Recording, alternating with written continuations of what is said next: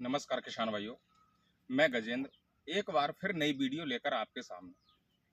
आप देख पा रहे होंगे कि मैं एक अमरूद के बगीचे में खड़ा हुआ हूं और अब अगस्त का माह चल रहा है। अगस्त के माह में जो बरसात के सीजन वाला जो अमरूद होता है वो इस समय चालू है। आप मेरे नीचे ढेर देख रहे होंगे, तोड़कर इनको इकट्ठा किया जा रहा है।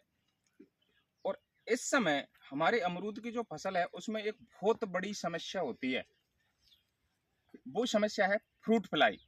तो आज हम फ्रूट फ्लाई के कंट्रोल के बारे में संपूर्ण जानकारी हमारे किसान भाइयों तक शेयर करेंगे। और ये जो फ्रूट फ्लाई होती है वो खीरा, लौकी, कद्दू, सब्जी वर्गीय जितनी भी फसलें होती हैं उनमें भी बहुत ज़्यादा देखी जाती है। अटैक बहुत ज़्यादा होता है, लेकिन ये बरसात के सीजन में ही ज़्यादा एक्टिव होती है। तो किसान भाइयों, वीडियो को स्किप ना करें, वीडियो में अंत तक बने रहें, जिससे हमारे जो किसान भाई ये जो फल मक्खी की जो समस्या होती है उससे जूझ रहे हैं, उससे किस प्रकार निजात पा सकें। सबसे पहले मैं किसान भाइयों को एक ऐसा फल दिखाना चाहूँगा इस ढेर में से उठा के, अमरूद का, जो इस समस्या से ग्रसित हो। आप ये फल देख रहे होंगे, देखने में चारों तरफ से एकदम साफ और सुथरा है, लेकिन इसको जब हम तोड़कर देखते हैं तो इसके अंदर से कीड़े और खराब निकलता है। किसान भाइयों, ये जो पॉइंट है ये पूरा खराब है। इसमें क्या होता है कि जो फल मक्खी होती है वो अपनी लाइफ साइकिल को पूरा करने के लिए ये जो सब्जी वर्गीय या फल वर्गीय जो होते हैं उनमें अपने अंडे देती है। सबसे पहली बात ये होती है कि किसी भी इंसेक्ट को अटैक करने के लिए उसकी लाइफ साइकिल को ढंग से समझना बेहद जरूरी होता है। जब तक हम उसकी लाइफ साइकिल को ब्रेक नहीं कर पाएंगे तब तक उसका हम संपूर्ण कंट्रोल नहीं कर पाएंगे। किसान भाइयों, सबसे पहले समझते हैं इसकी लाइफ साइकिल। लाइफ साइकिल की अगर बात की जाए तो इसमें जो फ्रूट फ्लाई जो मक्खी होती है ये जब उड़ रही होती है तो उस समय बरसात के सीजन में इसके डेवलप होने का बहुत ही अनुकूल मौसम होता है। ये अपने अंडे इस फल में या सब्जी वर्गीय जो फसलें होती हैं उनमें रख देती है। रखने के बाद जब ये धीरे धीरे धीरे धीरे जब ये डेवलप होता है तो एक गणार का रूप ले लेता है। गणार का रूप लेने के पश्चात फिर से नई एक फ्रूट फ्लाई तैयार होती है। तो किसान भाइयों, अब बात करते हैं कि इसको कंट्रोल कैसे किया जाए। इस समय केमिकल कंट्रोल अगर हम करें, कोई स्प्रे करें, तो पूर्ण रूप से हम कंट्रोल नहीं कर पाते, क्योंकि पड़ोसी जो खेत होते हैं उनमें सब्जी वर्गीय फसलें हो रही होती हैं। हम अपने बगीचे से या अपने खेत से तो उनको कंट्रोल कर सकते हैं, लेकिन जो हमारे आसपास सब्जी वर्गीय फसलें बोई हुई है अदर किसानों ने, वो किस प्रकार से कंट्रोल कर रहे हैं या फिर नहीं कर रहे। तो सबसे पहले हमें ऐसा कंट्रोल करना है कि पड़ोसी जो किसान है उनके खेत में भी कंट्रोल हो सके हमारे करने से। तो इस प्रकार के कंट्रोल की हम बात करते हैं तो सबसे पहले मैं आपको दिखा देता हूं। हम अमरूद की फसल में फ्रूट फ्लाई को कंट्रोल करने के लिए फ्रूट फ्लाई अट्रैक्टेंट आता है। इसमें जो आता है इसमें मिथाइल एजिनोल आता है। ये क्या होता है कि जैसे हम इसको लगाते हैं तो इसमें इस प्रकार की गंध आती है मानो कि कोई फल या सब्जी पक रहा हो, क्योंकि ये जो फ्रूट फ्लाई होती है ये मैच्योर जो हमारे फल होते हैं उन पे ज्यादा अटैक करती है, अमरूद के कच्चे फलों पर कभी अटैक नहीं करती, और हमारे जो मंडी के रेट हैं वो डाउन हो जाते हैं। तो आज हम आपको ये प्रैक्टिकली रूप से दिखाना चाहेंगे कि जो मिथाइल एजिनोल है ये किस प्रकार से अपनी ओर अट्रैक्ट करती है। तो सबसे पहले मैं 2 बूंद इसकी हाथ पर डाल लेता हूं, और हाथ पे डालने के बाद हम थोड़ी देर जब हाथ को खुला छोड़ेंगे तो आप देखेंगे कि जो फ्रूट फ्लाई है वो हमारे हाथ पर ही आ जाती है।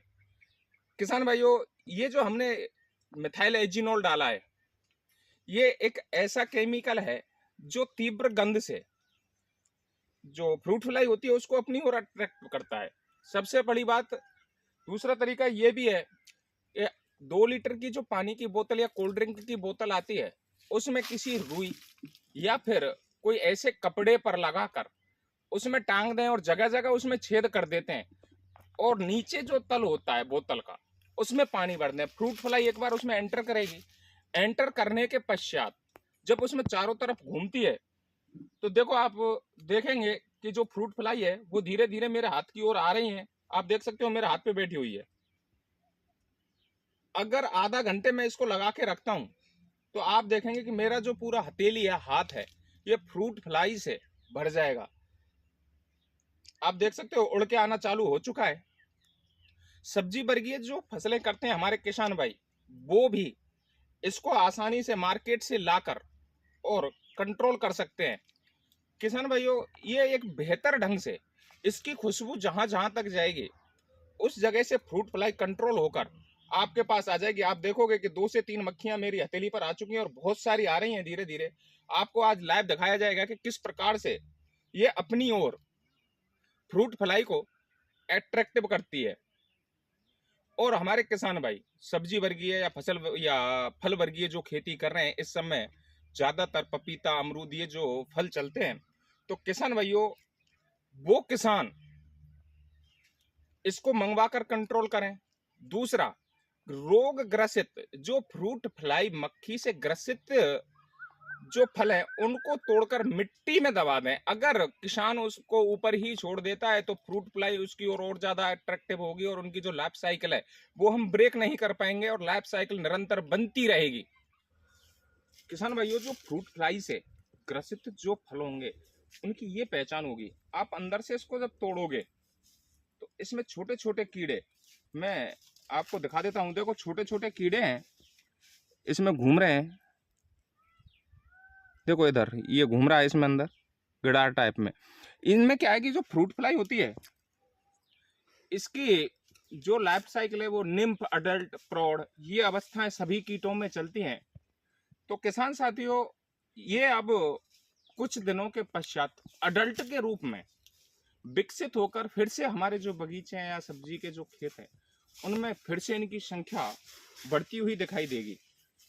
तो किसान भाइयों, ये जो फल है इसमें फ्रूट फ्लाई का अटैक था और अटैक होने के पश्चात आप देख सकते हो एक रसगुल्ले के आकार में ब्रेक हो चुका है। इस समय फ्रूट फ्लाई के अलावा कई सारे इंसेक्ट ऐसे हैं जिनका अटैक होता है, लेकिन सबसे बड़ी बात है जो हमारे लिए नुकसान पहुंचाने वाले जो मेन जो कीड़ा है या फ्लाई है वो फ्रूट फ्लाई है। अब आपको लाइव में आपको दिखा रहा हूं कि जो फल लगा हुआ है वो भी ये फ्रूट फ्लाई से ग्रसित ही है। ये रहे, इसके पास जितने भी फल होंगे वो सारे धीरे धीरे धीरे धीरे फ्रूट फ्लाई के संपर्क में आने से सारे फल खराब हो जाते हैं। किसान भाई, ये जो मिथाइल एजिनोल जो मैंने आपको केमिकल बताया था ये एक जैविक तरीका है। इसको बोतल जो तरीका भी बताया था मैंने, इसके लिए आपको हर 10 दिन में इसको दोबारा से उस बोतल में जो हमने कपड़ा या रुई लगाई हुई है उस पे लगा देना चाहिए। क्योंकि एक बार लगाने के पश्चात, क्योंकि मौसम विपरीत होते हैं, बारिश का मौसम हो रहा होता है, तो ऐसे मौसम में हमारे किसान साथियों को हर 10 दिन पर इसको रिपीट करते रहना चाहिए।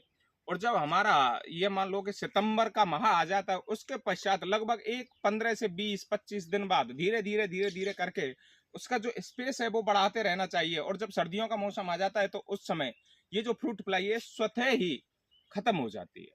किसान भाइयों, अब आप देख सकते हो मेरे हाथ पे मैंने ये जो मिथाइल एजिनोल की 2 बूंद डाली थी, आप देख सकते हो वीडियो में कितनी मक्खियां आ चुकी हैं। अब मैं इस हथेली को जहां भी लेके जाऊंगा उस एरिया से फ्रूट फ्लाई हमारी ओर आकर्षित होंगी। मार्केट में बहुत सारे ऐसे ब्रांडेड या फिर अन्य अन्य कंपनियों के फ्रूट फ्लाई अट्रैक्टेंट मौजूद हैं। किसान उनको लाकर आसानी से कंट्रोल में ला सकता है। किसान साथियों, ये जो फ्रूट फ्लाई होता है ना, ये इतना भयंकर मक्खी है कि हमारी जो सब्जी वर्गीय और फल वर्गीय जो खेतियां होती है ना उनको 90% तक डैमेज कर सकता है और किसान को बहुत बड़ी हानि का सामना करना पड़ सकता है। जो मैं ये बगीचे में खड़ा हुआ हूँ, इस बगीचे में अभी फ्रूट फ्लाई का अटैक शुरू हुआ है।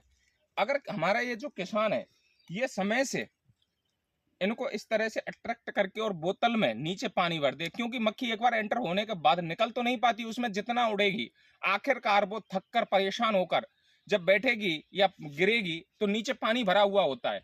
आप आज लगाओ और कल आप देखोगे कि आपकी बोतल आधी भर सकती है। और आप लाइव में देख ही रहे होंगे कि मैंने 2 बूंद डाली और मक्खियां आ चुकी हैं। इसकी पहचान का सबसे अच्छा तरीका यह होता है कि ये बीच में से हल्की पीली, आगे से मुंह काला और पीछे से हल्का सलेटी होती है। और आप देख, ये जो है, आप ये अट्रैक्टेंट जब लगाओगे तो लाइव आप देख सकते हो, इसके अलावा कोई भी कीट आपकी ओर आकर्षित होगा ही नहीं। तो किसान भाइयों, हमारे जो द्वारा जो तरीका बताया गया है, आप मान सकते हो कि ये एक जैविक तरीका हो सकता है और 100% कारगर साबित होगा। तो किसान भाइयों, इन तरीकों को अपनाएं और अपनी फल वर्गीय और सब्जी वर्गीय खेती को, ये फ्रूट फ्लाई से बचाएं। वीडियो में अंत तक बने रहने के लिए हमारे सारे किसान भाइयों को धन्यवाद।